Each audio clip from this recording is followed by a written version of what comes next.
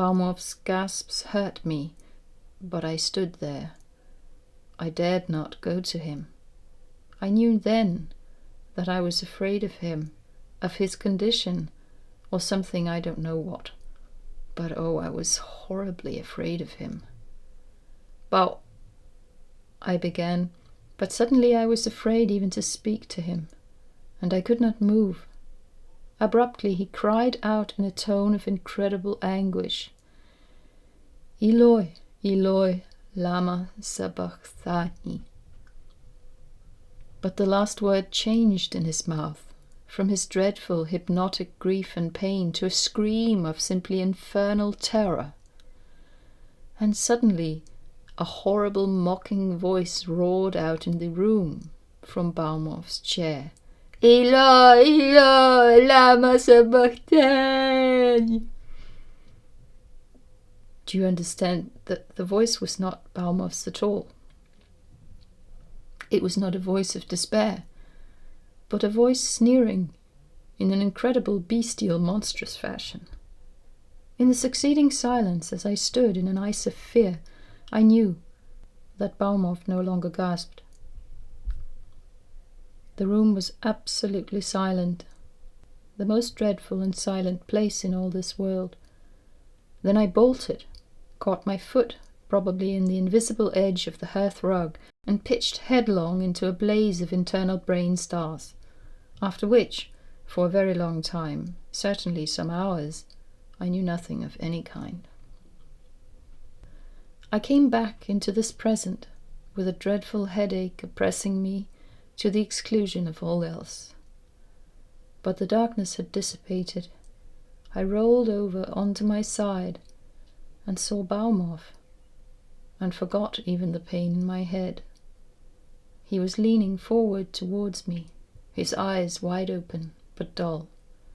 His face was enormously swollen, and there was somehow something beastly about him. He was dead, and the belt about him and the chair back alone prevented him from falling forward onto me. His tongue was thrust out of one corner of his mouth. I shall always remember how he looked. He was leering, like a human beast, more than a man. I edged away from him across the floor, but I never stopped looking at him until I had got to the other side of the door and closed between us. Of course I got my balance in a bit and went back to him, but there was nothing I could do. Baumoff died of heart failure, of course, obviously. I should never be so foolish as to suggest to any sane jury that in his extraordinary self-hypnotized, defenseless condition he was entered by some Christ-aping monster of the void. I've too much respect for my own claim to be a common, sensible man to put forward such an idea with seriousness. Oh, I know I may seem to speak with a jeer, but what can I do but jeer at myself and all the world, when I dare not acknowledge, even secretly to myself, what my own thoughts are? Baumoff did undoubtedly die of heart failure, and for the rest, how much was I hypnotized into believing? Only, there was over by the far wall, where it had been shaken down to the floor from a solidly fastened-up bracket, a little pile of glass that had once formed a piece of beautiful Venetian glassware. You remember that I heard something fall when the room shook. Surely the room did shake. Oh, I must stop thinking. My head goes round. The explosive the papers are talking about. Yes, that's Baumoff's. That makes it all seem true, doesn't it? They had the darkness at Berlin, after the explosion. There's no getting away from that. The government know only that Baumoff's formulae is capable of producing the largest quantity of gas in the shortest possible time. That, in short, it is ideally explosive. So it is. But I imagine it will prove an explosive, as I have already said, and as experience has proved, a little too impartial in its action for it to create enthusiasm on either side of a battlefield. Perhaps this is but a mercy in disguise, Certainly a mercy if Baumoff's theories as to the possibility of disorganizing matter be anywhere near to the truth. I have thought sometimes that there might be a more normal explanation of the dreadful thing that happened at the end.